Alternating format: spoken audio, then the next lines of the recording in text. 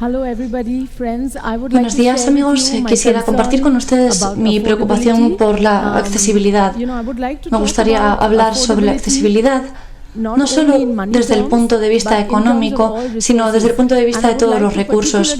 Y me gustaría centrarme especialmente en la accesibilidad con respecto a la vivienda. La razón por la que quiero hablar de esto es porque estamos en un punto en el que la vida rural se ha visto rápidamente reemplazada por la vida urbana. Y esto está directamente conectado con problemas bastante desconocidos sobre el formato, ya que las ciudades están organizadas de tal forma que las personas necesitan acceder a mejores instalaciones, y sin embargo nos encontramos en un mundo en el que la población crece muy rápidamente y las nuevas ciudades sufren una escasez de recursos.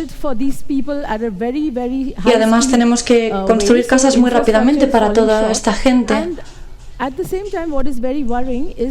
Y a la vez, lo que también me preocupa es que los criterios de construcción y los criterios de vivienda se han visto aumentados con respecto al pasado. Antiguamente en los pueblos las personas eran capaces de contribuir a la construcción de sus viviendas y no era tan difícil acceder a una casa. Por lo tanto, nos vemos con dos problemas. Por un lado sería el aumento de la población y por otro el aumento de los criterios, de tal modo que para obtener viviendas de calidad y sobrevivir necesitamos requerir muchísimos más recursos, y para obtener una casa de buena calidad necesitamos hacerlo de otra forma, porque no podemos contribuir, no podemos ayudar a la construcción de esa casa. Así que en todas estas ciudades nuevas en todo el mundo nos encontramos con un crecimiento exponencial de la segregación social. Tenemos un nivel de vida moderado que antiguamente tenía lugar en estas ciudades, pero ahora vemos cómo aumenta el criterio de calidad de vida y que además se ha desarrollado también en las viviendas que se han vendido, pero ha creado a la vez también barriadas y la aparición de barrios de chabolas. Tenemos un montón de personas que tienen trabajos a tiempo completo y sin embargo no pueden pagar el alquiler y por supuesto no pueden comprar una casa. Y el problema de todo esto es la escasez de recursos. De modo que los problemas de accesibilidad y también la pobreza se ven directamente relacionados con los criterios de calidad de vida, incluso en los países desarrollados. En cuanto a la segregación social, vemos que llega al punto de que en esta imagen pueden ver que en los países en desarrollo vemos diferencias mucho mayores, pero también en ciudades como Madrid, en Londres, en Nueva York, vemos la diferencia entre las personas que viven en la ciudad y las personas que viven en la periferia. No tienen las mismas posibilidades que la gente que vive en la ciudad, no tienen las mismas infraestructuras, los mismos parques y sin embargo pagan un gran precio por vivir allí. Así que este es el problema del que quería hablar. Además, me gustaría también centrarme en una perspectiva diferente del problema respecto de los métodos locales de producción de vivienda y de producción de materiales también. Aunque no sean de la mejor calidad, pero se construyen ladrillos y de tal forma la comunidad puede ser parte del proceso de creación de las casas y de su construcción. Y todo esto, sin embargo, se ha visto reemplazado por los materiales manufacturados. El problema es que estos materiales requieren mucha más energía para producirlos y además requieren también de la industria. Por lo tanto, los materiales antiguos con los que se solían hacer y construir las casas venían directamente de la naturaleza y nos ahorrábamos emplear más energía. Así que cuando hablo de que la accesibilidad no es solo en términos económicos, sino también en términos de recursos, nos vemos inmersos en una forma de construir que no es posible integrar en el paisaje, y por lo tanto las personas que pueden permitírselo tienen una casa de gran calidad y muy industrializada, y los que no pueden directamente no tienen acceso a casa. Y me gustaría decir que el problema de los sin techo no es un problema de ellos, es un problema de todos, es un problema de cómo gestionamos la ciudad, es un problema que nos afecta a todos y que refleja los desequilibrios. Teniendo en cuenta este trasfondo, me gustaría compartir con ustedes 4 investigaciones que he ido revisando en los últimos 25 años de mi carrera, porque estas preocupaciones que les he expresado y que crecen cada día se ven bien reflejadas en estos 4 ejemplos de ideas que me gustaría mostrarles de una en una. El primer grupo de trabajo con el que he colaborado es la creación de materiales de ladrillos fabricados de forma manual, en comparación con los ladrillos fabricados de forma industrial. Desde la antigüedad se realizaban esta creación de materiales en comunidad y eran parte de la subsistencia. Así que creo que existen soluciones que son bastante accesibles para poder manufacturar, para poder crear productos que se pueden utilizar directamente en la construcción de una casa, y no solo es una cuestión de conocimientos o de geometría, sino que también entra la ingeniería en juego, que nos permite prescindir de materiales, reducir el consumo de recursos. De esta forma utilizamos ladrillos de baja calidad, de producción local, y los techos son techos que no requieren acero y que son aislantes. Los alfareros de la comunidad de la región solían hacer productos como los que ven en la imagen y solían ir por las casas intentando vender ese material.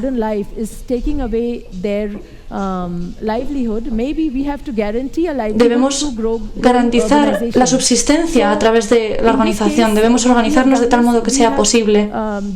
Así que hemos desarrollado sistemas de techado que reducen el contenido de acero,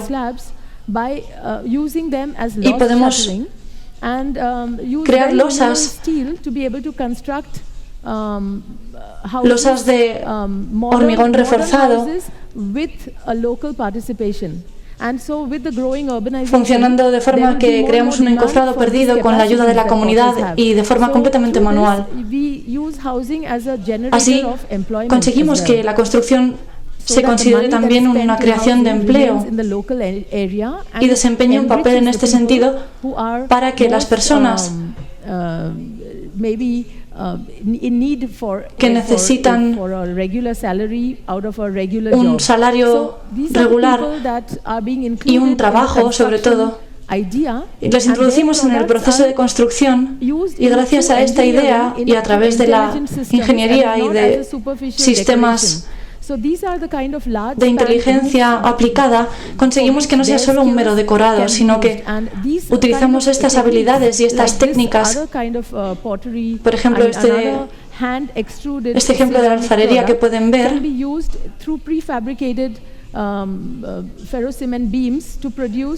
ayudan a crear vigas de ferrocemento y podemos crear estructuras aislantes en un periodo de tiempo muy reducido. Además, reducimos el coste por metro cuadrado y sabemos perfectamente a dónde va el dinero. Podemos gestionar los recursos económicos. Este pensamiento integral es el enfoque que me gustaría destacar hoy como estrategia para las viviendas. para el desarrollo de estas construcciones. Podemos ver aquí la combinación de materiales de alfarería con otros materiales y, por supuesto, estas investigaciones se pusieron en común en la Bienal de Arquitectura de Venecia de 2012. Y aunque son sistemas locales, estas casas no parecen construcciones baratas. Parecen construcciones un poco más antiguas, pero no podríamos saber el precio de estas viviendas solo con verlas. La otra investigación requirió de muchos talentos de distintos niveles que colaboraron en este proyecto. Parte de este tejado que pueden ver, de este techo, está construido con botellas recicladas y fueron el principal sustento de la estructura. Otro ejemplo que voy a mostrarles es algo bastante radical. Son casas in situ de gran tamaño.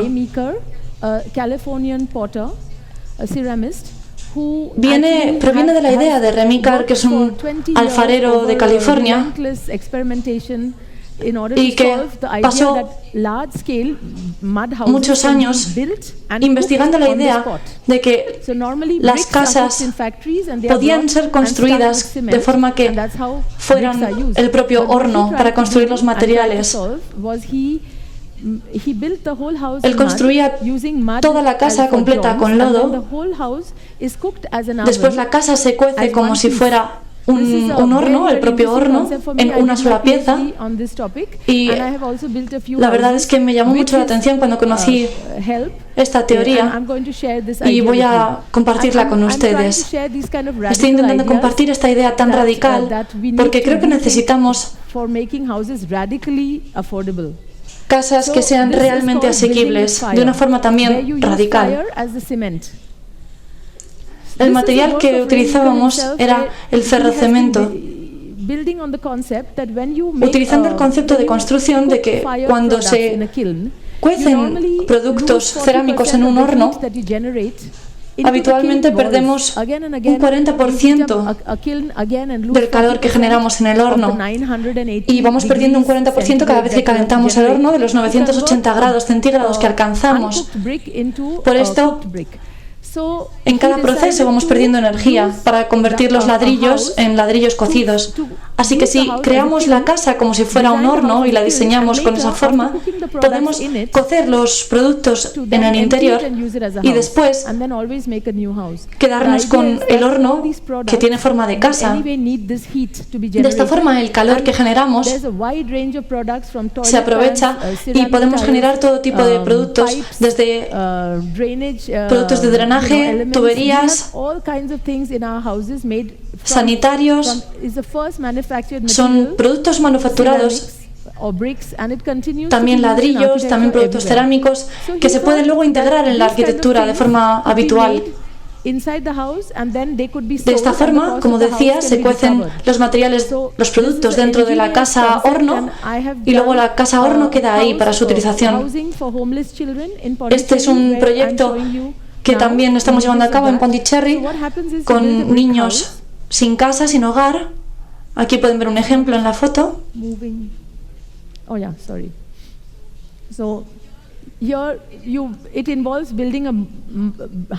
Esto implica que creamos la casa con ladrillos que están fabricados con el material del propio suelo. Eso quiere decir que tiene que ser un suelo que sirva para este propósito.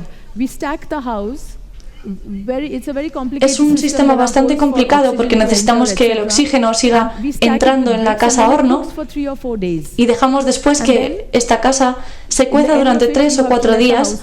Después dejamos que se enfríe, la abrimos, sacamos todos los productos que hemos cocido en el interior, por ejemplo los ladrillos, y podemos posteriormente venderlos o utilizarlos de nuevo en completar la casa. De esta forma, conseguimos ver la casa como una creación de material y no como un consumo de material. Es una gran diferencia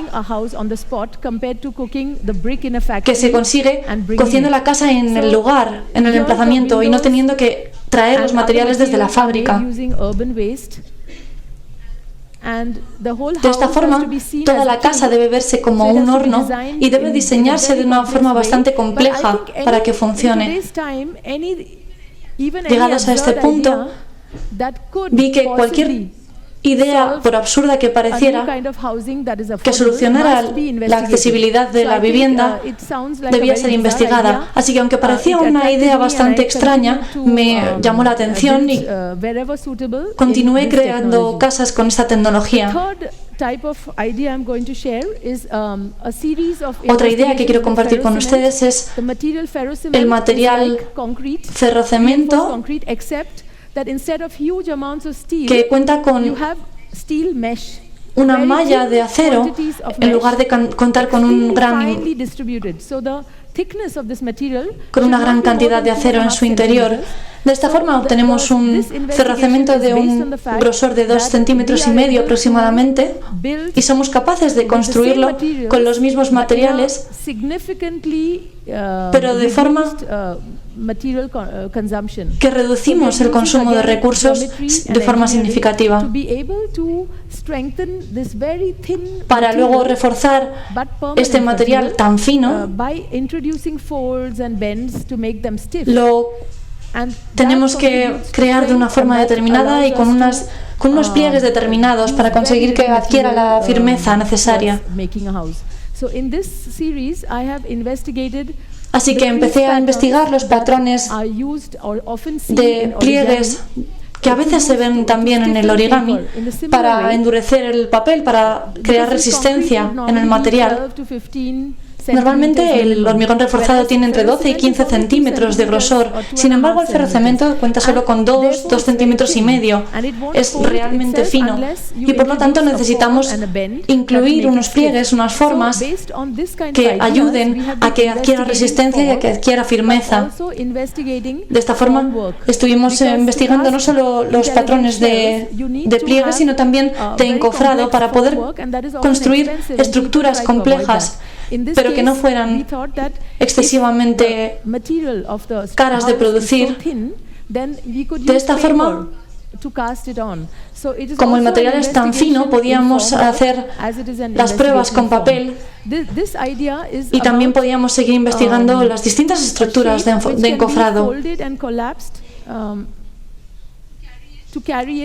Después podemos incluso doblar la estructura y llevarla a un lugar en el que haya habido alguna catástrofe, algún terremoto, y después simplemente la desplegamos y en el mismo lugar. Pueden verlo ahora.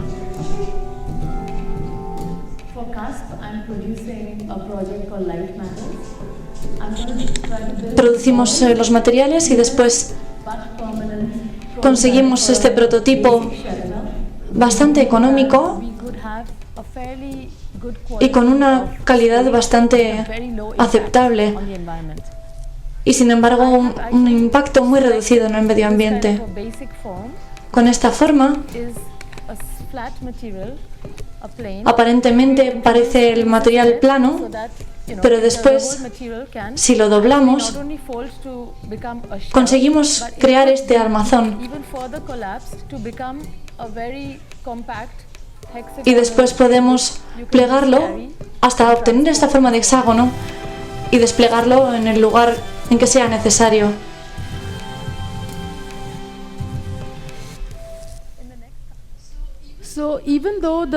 De modo que aunque los materiales son triangulares, únicamente están doblados, de modo que el acero y todos los demás materiales aparecen así, pero luego pueden desplegarse. También se está investigando con materiales prefabricados y hemos conseguido casas realmente sólidas con muy poco consumo de materiales. Y este es el primer prototipo que hemos utilizado para un pabellón para niños, Pero bueno, aquí pueden ver un poco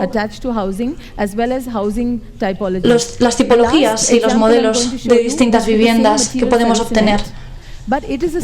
Volviendo al ferrocemento, puedo hablar de otra idea que tendría la forma de una casa Lego o una caja Lego, porque en realidad cuando llegamos al punto de la utilización de la vivienda, todo el mundo necesita espacio. No hay una gran diferencia en si tenemos un gran presupuesto o no. Todos necesitamos espacio para la cocina, para almacenar nuestras cosas. De esta forma utilizamos el ferrocemento, lo doblamos, lo plegamos, como decíamos, para aumentar su resistencia, y se trata exactamente del mismo material del que hablábamos antes, pero en versión prefabricada. Así creamos placas y luego podemos ensamblarlas en el lugar, en el mismo emplazamiento, todo realizado en ferrocemento. No funciona. Quisiera pasar la diapositiva. Sí, pueden ayudarme.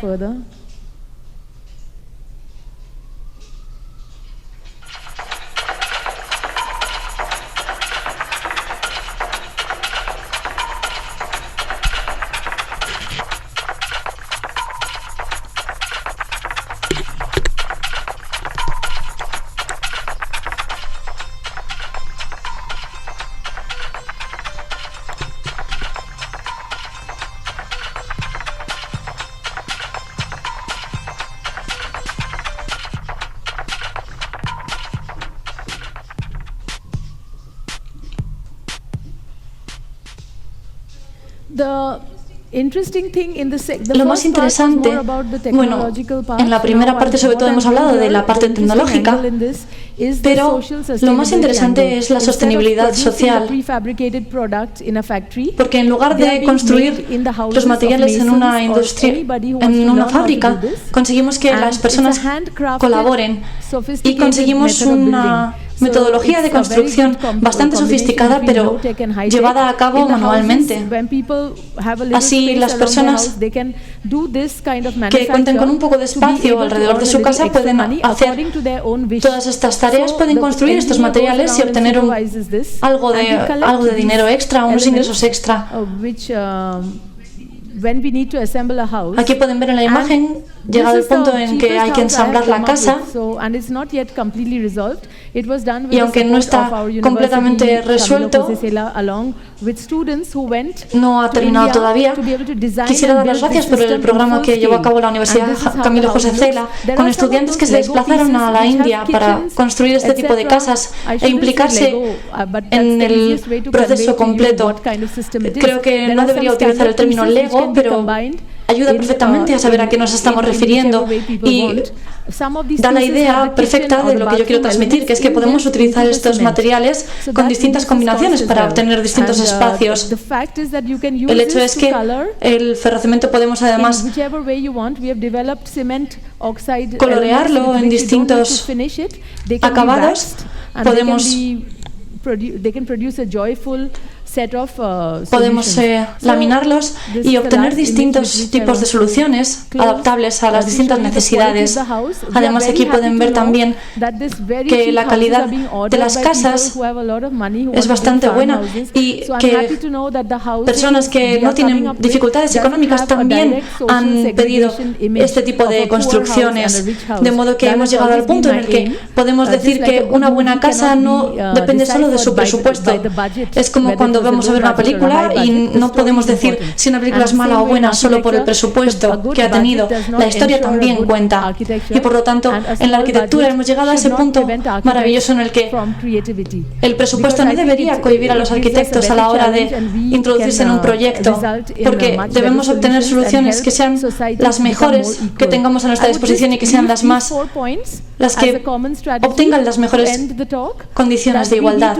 Así que hablando de, como decíamos, la accesibilidad no solo en términos económicos, sino también en términos de recursos, creo que deberíamos llegar a un punto en el que la negociación entre la alta tecnología y la falta de tecnología lleguen a un punto en común, y creo que deberíamos centrarnos en intentar obtener métodos que requieran una cantidad menor de energía y una menor cantidad también de recursos, de materiales. Creo que las casas no deberían ser un recurso que requiera muchísimo esfuerzo económico, sino algo que sea accesible para todos. Gracias.